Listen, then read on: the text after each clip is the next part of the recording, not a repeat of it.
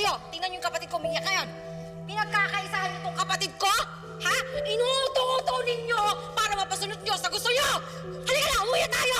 Umalis ka na dito! Teka, sandali, nasasaktan na yung bata! Hoy, ano ka ba dito, ha? Ikaw ang may kasalanan kung bakit nandito ang kapatid ko! Eto! Kidnapper tong hayop na to eh! Eh, nilayo ko siya sa'yo kasi inaabuso mo siya. Ako? Mapang-abuso? Wow! Sige! Ano? Magtulungan niyo ako! Ate, tumigil ka na!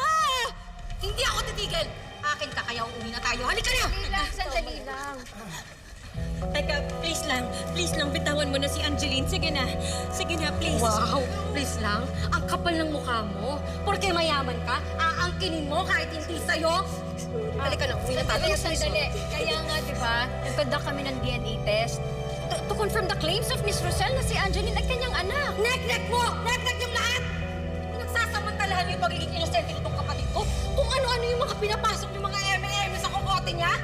Alam niyo kayong lahat, puro kayong mga oportunista! Kadloka kayong lahat! Hindi ako ang mapang-abuso. Kayo. Eto. Sige. Okay na po. Ayan. Kunan mo ko Rito. Kunan mo kami dalawa. Para mapanood ng mga televiewers ang totoo. Na ang totoo, ito, yan. Kayong lahat na mayayaman dito. Sila ang mga lita ng lipunan. Kasi naninipsip sila ng dugo ng kapwa nila. Gusto nyo, bigyan ko kayo ng straw? Ha?